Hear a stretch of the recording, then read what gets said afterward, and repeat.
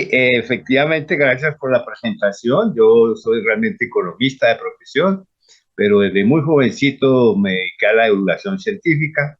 Comprendí rápidamente los beneficios que tiene la ciencia, especialmente la astronomía como instrumento, para integrar cultura y ciencia en la sociedad, que es el verdadero eje de la transformación, es el conocimiento. Hay que derrotar la ignorancia si queremos tener algún futuro.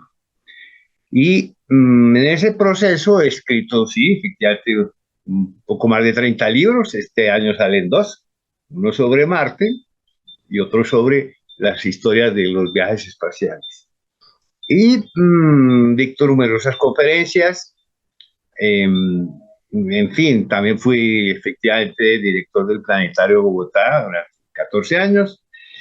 Y bueno, me encantaría que me escribieran. En la presentación van a ver mis redes, Astropuerta, en Instagram y en el Twitter, y astropuerta@gmail.com.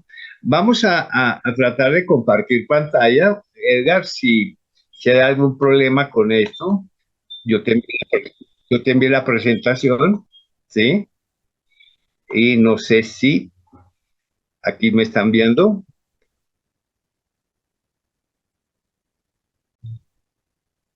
Ok,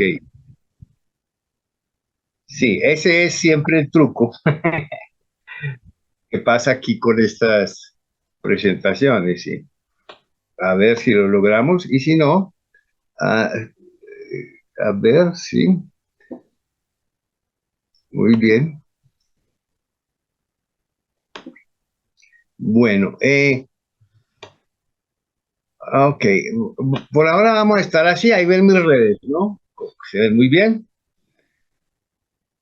Me gustaría que me escribieran, yo mensualmente además coloco un correo que te indica los eventos celestes, lo que está por suceder de cada mes, y así nos mantenemos en contacto. Las redes sociales son claves porque nos permiten, eh, no sé si está ahora en pantalla completa.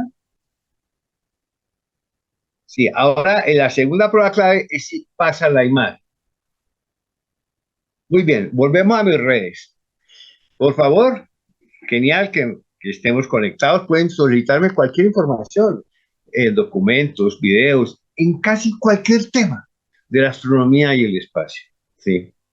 Efectivamente, en uno de mis trabajos, hace unos 10 años, escribí un libro un poco más sobre Galileo Galilei para la editorial Panamericana, en una serie que se llamó 100 autores, 100 personajes. Y sin duda fue muy grato escribir y estudiar este personaje, gracias además a que poseo archivos de un tío abuelo que influyó mucho en mi carrera, que era también un arquitecto, un ingeniero, uno de esos renacentistas, dotado de múltiples cualidades, Uribe White. Y heredé de él una carpeta de archivos sobre Galileo, lo cual fue muy, muy interesante.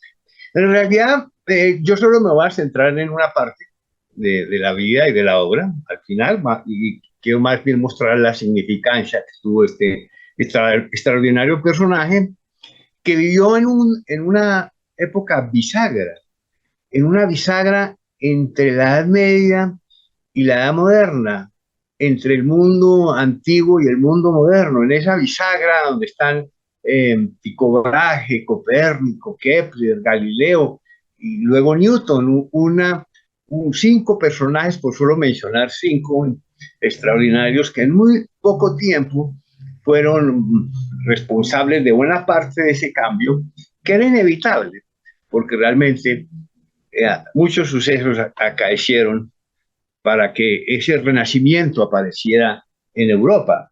La invención de la imprenta en 1451, la toma de Constantinopla por los turcos, que hizo que muchísimos intelectuales con cultura y ciencia clásica viajaran a Europa, y la crisis del feudalismo, que le estaba dando paso a una burguesía comercial que necesitaba más del conocimiento, de la técnica para progresar. ¿Sí? Sin embargo, la Iglesia ha adoptado el aristotelismo, ¿sí?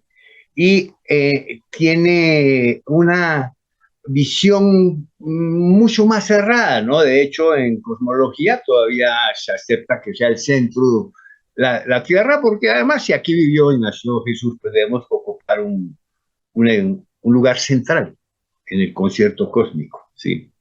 Pero Galileo, de todos estos personajes, es el que va a tener más problemas, porque él va a ser distinto a todos. Va a ser un personaje que en el título del libro que yo escribí, lo llamo el primer hombre moderno. Y el primer hombre moderno en realidad, como ustedes saben, en una época en la cual se está cayendo el mundo antiguo, pues era bastante conflictivo. Galileo es inmenso y es tan grande, tan inmenso, que hay una curiosidad, hay un homenaje, óyeme esto desde que esta no te la sabías, eh, de un honor, un reconocimiento popular que se le hace a los cuatro grandes genios nacidos en la provincia de Toscana. Y ese honor corresponde a solamente llamarlos a ellos por su nombre de pila. Y esos cuatro grandes, a los que llamamos así, son Dante, Leonardo, Miguel Ángel y Galileo. Solamente a estos cuatro les llamamos por su nombre de pila. A todos los demás es por su apellido. Un curioso homenaje. Y efectivamente estamos ante un gran genio que le ha tomado desde muy joven el gusto de las matemáticas y que va a abrazar eh, su verdadera pasión, que es la física del movimiento. También va a adoptar rápidamente el sistema copernicano, que Nicolás Copérnico ha establecido años antes y popularizado en un libro que realmente fue muy conocido en su época. Y sin embargo, pues todo era hipotético, en este sentido no había mucho problema, ¿sí? Pero Galileo realmente va a adoptar el sistema rápidamente, porque le parecía que, al igual que lo explicaba Copérnico, era mucho más sencillo para entender los movimientos planetarios. Era más sensible.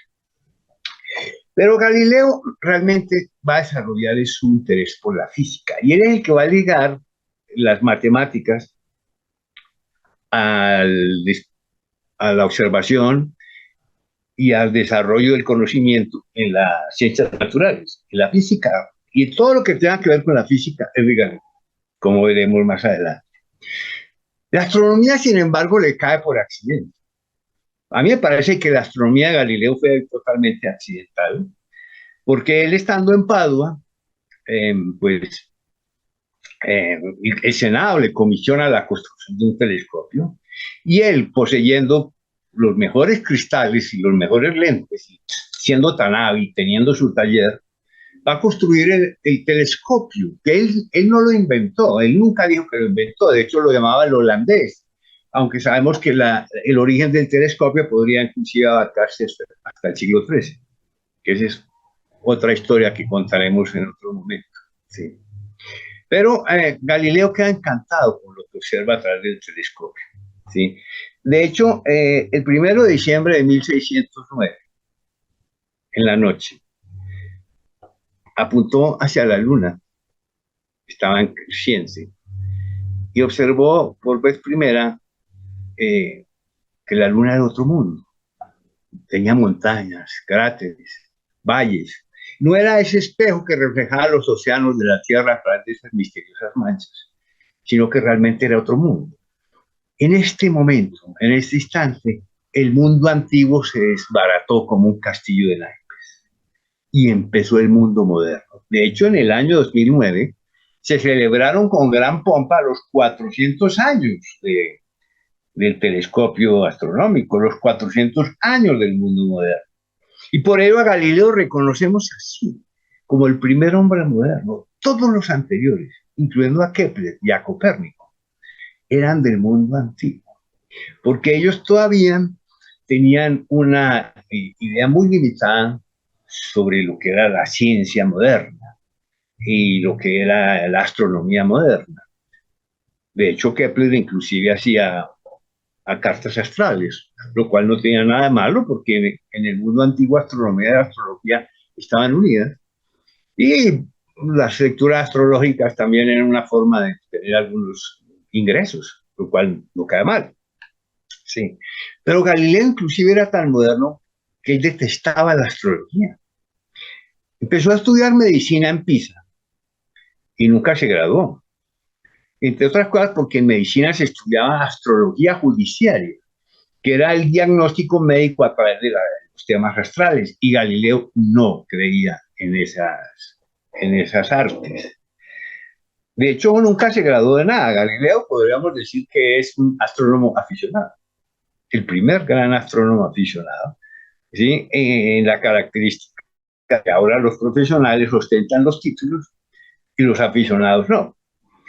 Pero Galileo realmente eh, va a quedar impactado por lo que él observa a través del telescopio. ¿Sí? Las lunas de Júpiter claramente mostraban mundos que giraban alrededor de otros mundos.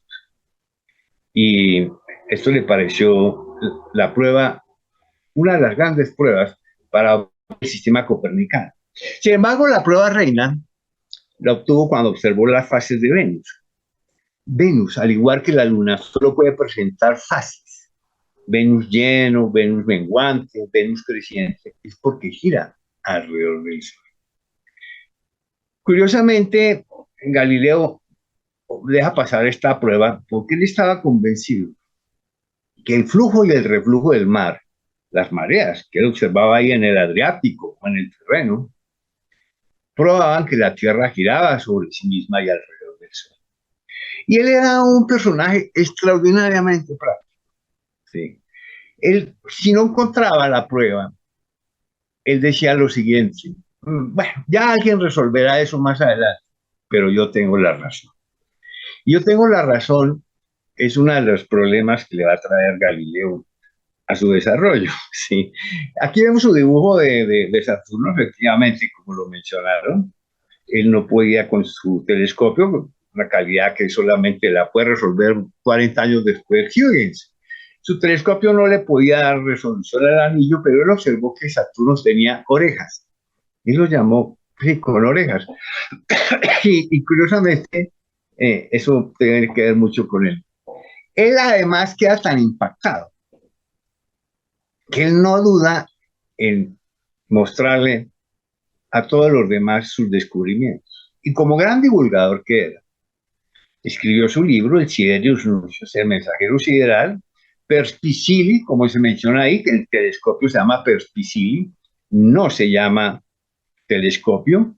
Telescopio es un nombre que se le va a dar más adelante en una reunión que le hacen en homenaje a Galileo en la Academia de los Linces, en Roma, porque él se vuelve un personaje muy famoso entre todos los gente, la gente culta, y muy famoso además entre cardenales y políticos. ¿Sí?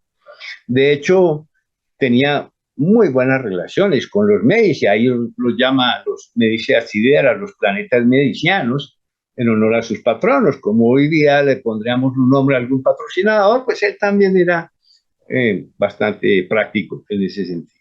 ¿Sí? Entonces tenemos un personaje que además divulga además en italiano, para que todo el mundo pudiera leer.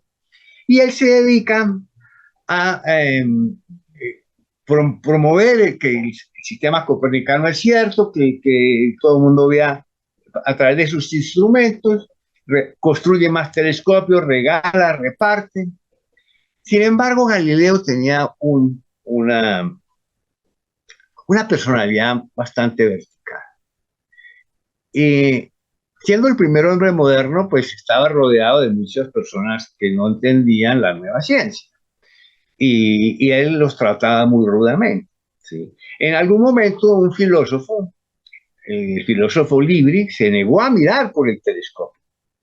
¿Sí? Bueno, el filósofo se murió más adelante y Galileo publicó una notica que decía: se murió el filósofo Libri que se negó a mirar mis planetas. Tal vez los vea al pasar camino al cielo. Entonces, ese era Galileo, trataba muy duro a sus contradictores. ¿sí? Él tenía siempre la razón, era soberbio, era prepotente, y no es como lo muestra Edgar en la obra de Bertolt Brecht. En la obra de Bertolt Brecht muestran a un Galileo más bien timorato, muy, en cierta forma, muy sensible. No, aquí tenemos un verdadero titán que no va a destruir la iglesia, ni él nunca pretendió destruirla, ¿sí?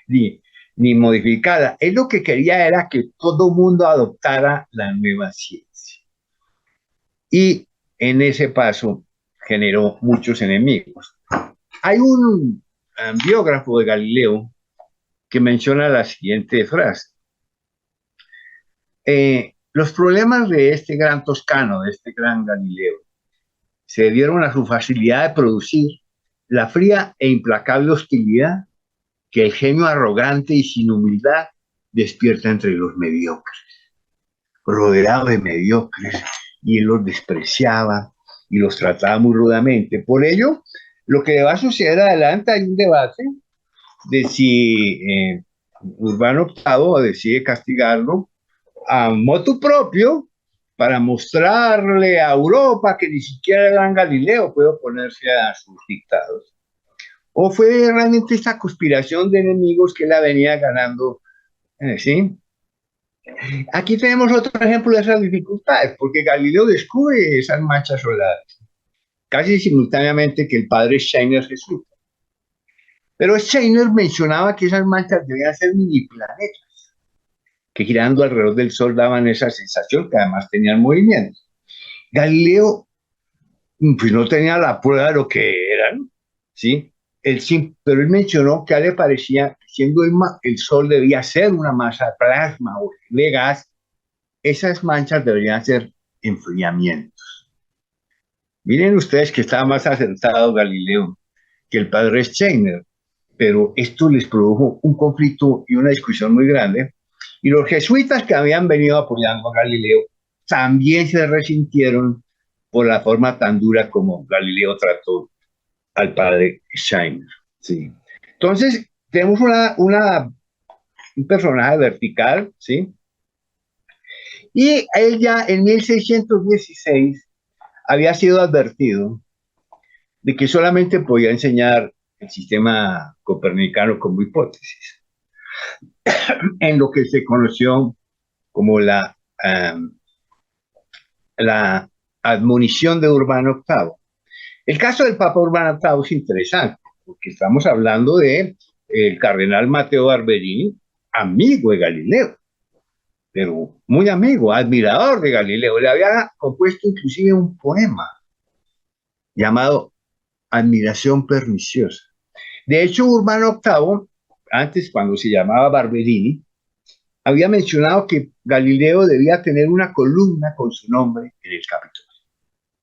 ¿Sí?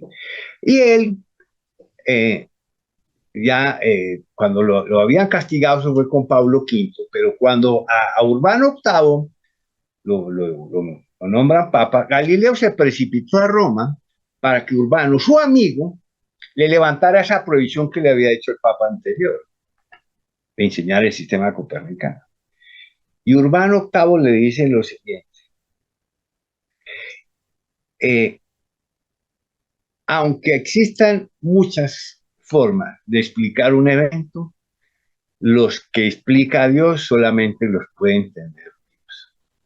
Y se conoce entonces como, mire, no puedo levantarle su prohibición, ¿sí?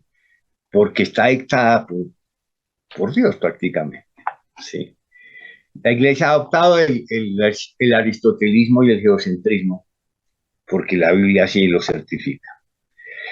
Pero él pierde la cabeza por completo y se lanza a escribir un libro que es el diálogo de los máximos sistemas del mundo, copernicano y tolemaico. Una descarada defensa del sistema copernicano, y además tiene un diálogo que era un recurso literario de la época entre tres personajes, Sagredo, Salviati y Simplicio, en el cual Simplicio, que es el tonto, eh, y Sagredo y Salviati, que son, digamos, los filósofos, eh, eh, ridiculizan mucho lo que dice Simplicio y le preguntan, bueno, Simplicio, ¿y usted por qué dice esas cosas? Y en el libro dice así, porque me lo ha enseñado un personaje muy eminente, delante del cual solo podemos inclinar la cabeza. Y los enemigos de Galileo toman el texto y se lo envían al Papa y le dicen, el tonto del libro es usted. Papa entra en furia, ¿sí? Y ahí viene el tema de la conspiración y lo castigan en su segundo juicio, condenado por la Inquisición como sospechoso de herejía, condenado a casa por cárcel de por vida. ¿Sí? Entonces, la Inquisición acuerda pues su traslado a Arcetri, a su casa en las colinas vecinas de Florencia, cerca del convento de sus hijas. Y en el desplazamiento a esas ciudades que pronuncia una frase, porque él todo lo va a escribir después. Y sus alumnos también van a narrar muchas de sus tesis. Y dice lo siguiente, admitir que personas absolutamente ignorantes de un arte o una ciencia sean llamados a ser los jueces de aquellos que la saben, es ahí lo que arruina a los estados.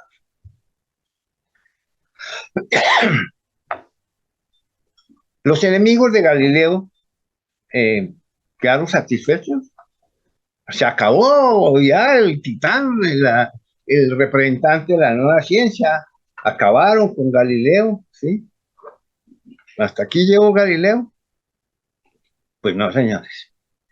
Este es el momento en el cual el enorme Galileo se levanta y va a producir las obras que nos van a asombrar al mundo y que van a perdurar. Y es en este momento en el que se va a producir el verdadero triunfo de Galileo, como yo lo llamo a esta conferencia. Porque con el apoyo de algunos de sus discípulos, ¿sí?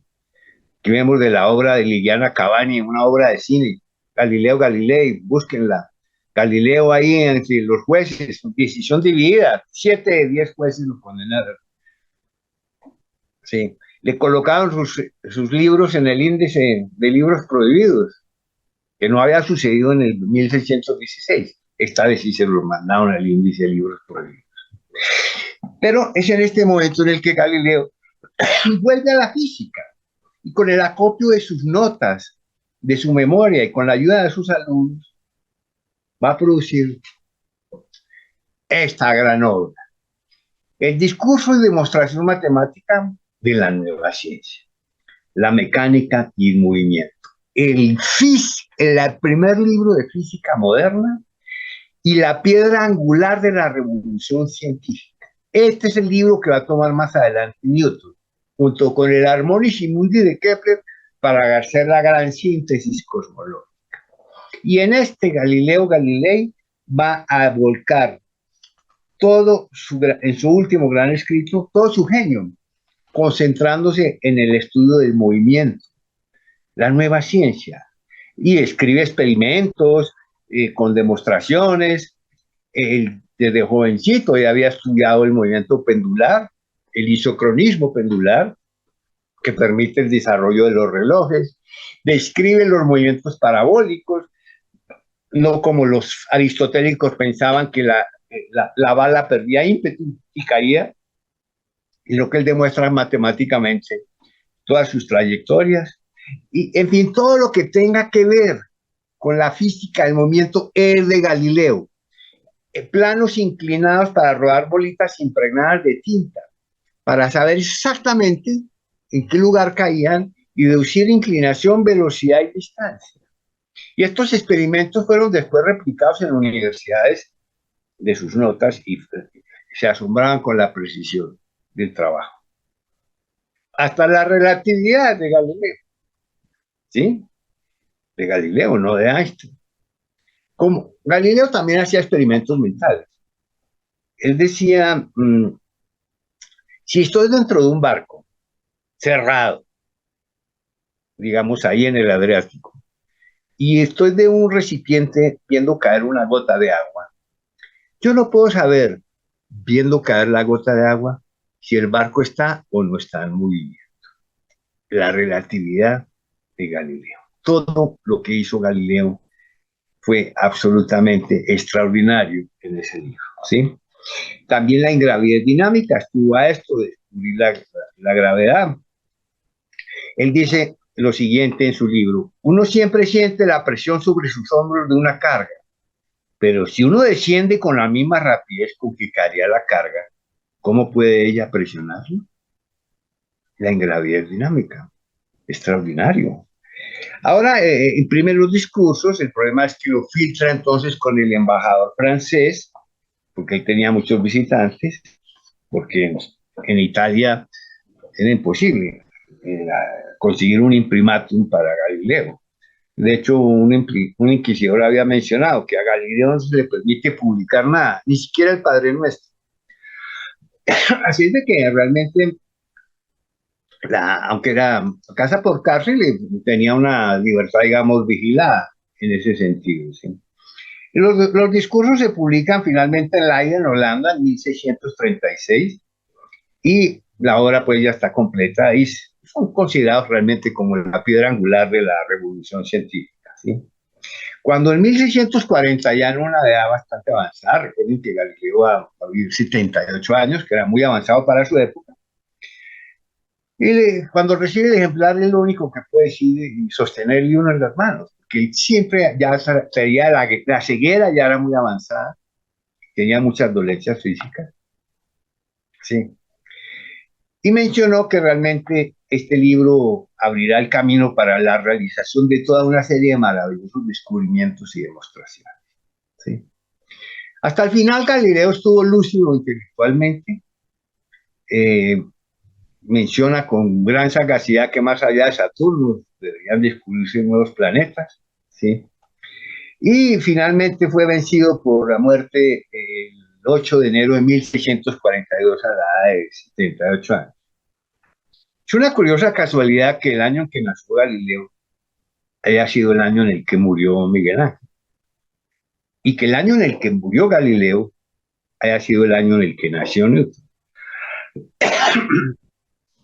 La celebración de un funeral público fue prohibida por la Iglesia en la Inquisición, tal vez porque tenían algún tipo de disturbios o algo. Galileo realmente era un personaje muy conocido, muy famoso, ¿sí?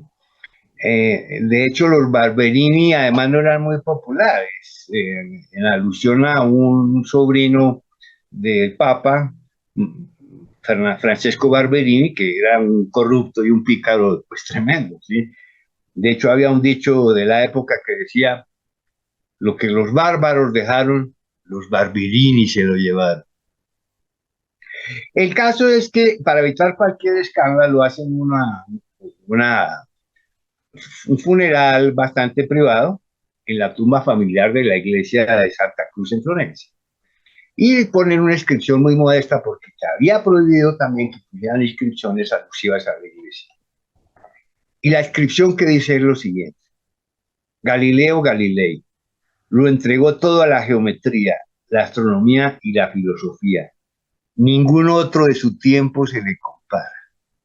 Más adelante va a ser trasladado a esta lujosa eh, tumba que tenemos en la iglesia de la Santa Cruz allí en Florencia. Ahora, eh, a finales del siglo XVIII las ideas de Galileo pues ya eran aceptadas universalmente, ¿sí? Así que en realidad voy a dejar de compartir porque esa era la presentación. Ahora solamente quiero entrar a unas reflexiones finales. Sí, muy bien. Los libros no fueron levantados del índice de libros prohibidos sino hasta 1820, por decisión del Papa Pío VII. Qué curioso. Y en el año 1894, miren, mucho tiempo después, el Papa León XIII estableció que el dogma de la infalibilidad regía únicamente en el entorno de la fe, de la temática apostólica. Entonces ya empiezan ellos a aceptar que ciencia y religión pues deben ir un poco aparte. Pero fue apenas en el siglo XX que se dieron los primeros pasos para cerrar esa herida que no estaba cicatrizada en la condena a la cual la ciencia le debe, pues, le debe casi todo al personaje. Y fue un cardenal austriaco, Frank Kenning, el que insistió en que decía lo siguiente: hay que eliminar las oscuras barreras del pasado. Y una de las más oscuras para la justicia de la Iglesia y de los hombres es el caso Galileo. Entonces el caso Galileo estaba sin resolver y la Iglesia tenía esa espina encima, más que una espina, ese ladrillo encima, por haber condenado al hombre al que debemos casi muchas cosas en muchos campos, ¿sí? Y fue hasta 1979 que el Papa Juan Pablo II reconoció que había que hacer algo y nombró una comisión interdisciplinaria de abogados, jesuitas, científicos, estudiosos, ¿sí? Para que estudien el caso, ¿sí? Y finalmente llegaron a una conclusión, ¿sí? Fue una equivocación haber condenado a Galileo. Realmente fue una pelea entre personajes soberbios, el Papa, el mismo Galileo, ¿sí? Y establece el siguiente escrito el Papa Juan Pablo II, tomado de una nota de Galileo, y dice lo siguiente: las Sagradas Escrituras y el libro de la naturaleza proceden igualmente de la palabra divina. Las primeras, o sea, la Biblia, por el Santo Espíritu, y las segundas, el libro de la naturaleza, por un fiel ejecutando la voluntad de Dios. La investigación metódica en todos los dominios del conocimiento, si respetan las normas morales, no se opondrá jamás a la fe. Quedó claro que Galileo no necesitaba de tal gesto, además, porque la que se estaba rehabilitando era la Iglesia, a reconocer su error 360 años atrás. Entonces, ¿qué significa entonces Galileo Galilei? ¿Qué significa este gran triunfo? Pues es que realmente estamos ante un verdadero personaje que nos ha colocado buena, yo diría que hasta esta transmisión se le debe a un impulso que él nos da de llevar la astronomía moderna a tratar de entender los fenómenos del mundo, y en ese paso hemos llegado a lo que tenemos hoy día, ¿sí? Pero él no solo fue un gran científico teórico, sino también un gran inventor. Fue el creador de la mecánica y el primero en establecer los modernos principios de la hidráulica y de la física. Y cambió para siempre la manera de estudiar y observar, pues, la realidad, vinculando la experimentación con matemáticas. Él decía, en las matemáticas es muy pitagórico también el tema, de que la naturaleza tenía un lenguaje matemático oculto, lo cual también creía mucho Kepler. De ahí el tema famoso ese de la música de las esferas. Pero Galileo decía que realmente sin las matemáticas, lo único, frente al libro de la naturaleza, lo único que podemos hacer es dar vueltas y vueltas por un oscuro laberinto. ¿Sí? A pesar de lo impresionantes que fueron sus descubrimientos astronómicos, por lo cual es popularmente conocido, realmente es en el campo de la física donde se reveló todo su genio. Pues la hizo pues una ciencia exacta. Y él tenía un pensamiento que es el símbolo de la ciencia. Y es algo, una reflexión con la que yo quisiera terminar mi intervención, ¿sí? Y es que la verdad, esta es una frase eh, realmente deberíamos tenerla siempre en cuenta. Dice lo siguiente: las verdades de la ciencia serán siempre incompletas, pero el científico tiene la obligación de buscarlas. No hay nada que no se le pueda revelar al genio humano. Y nuestra íntima sustancia es la búsqueda del conocimiento. Y en ese caso, Galileo nos da no solamente un ejemplo de obra, de vocación, sino también de carácter, señores, carácter. Nos lo demostró frente a todas esas dificultades y salió triunfante. Muchas gracias a todos.